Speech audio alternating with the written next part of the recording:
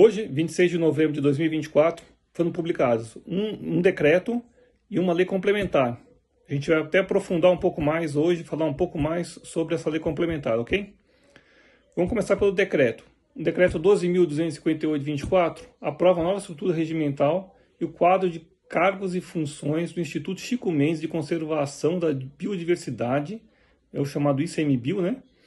Além de reorganizar e transformar cargos em comissão e funções de confiança. A estrutura e quadros de cargos foram aprovados nos anexos 1 e 2 desse decreto, né? E detalham a nova organização administrativa do ICMBio. Houve remanejamento de cargos e funções entre o ICMBio e a Secretaria de Gestão e Inovação do Ministério da Gestão e Inovação. Houve aplicação de regras dos decretos 9.739 de 2019 e número 10.829 de 2021, relativas a registro de dados no CIORG, prazos para ajustes administrativos e alterações no regimento interno e redistribuição de funções. O decreto 11.193 de 2022 foi revogado. Este decreto entra em vigor 21 dias após sua publicação. E agora vamos falar um pouco mais sobre a Lei Complementar número 210, que regulamenta a proposição e execução de emendas parlamentares no âmbito da Lei Orçamentária Anual, detalhando regras específicas para emendas individuais de bancada estadual e de comissão. Então essa lei é muito importante, está em debate faz algum tempo já, está na mídia, né? Essa conversa sobre essa lei complementar, sobre as emendas individuais dos parlamentares. Então vamos destrinchar um pouquinho melhor isso daqui. Qual o objeto dela então?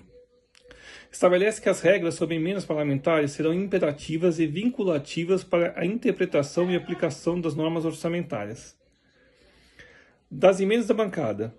Emendas de bancada estadual devem priorizar projetos estruturantes, vedando a individualização para atender demandas específicas de parlamentares.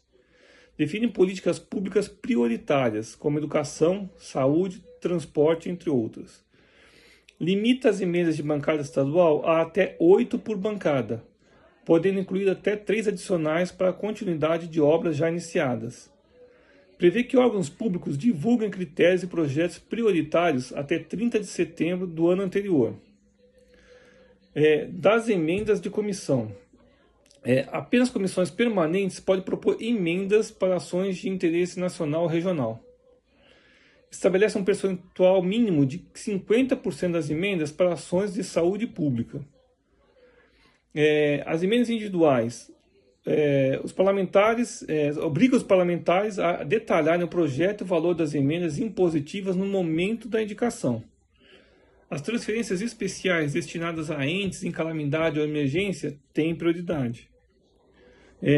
Outra coisa, execução das emendas parlamentares.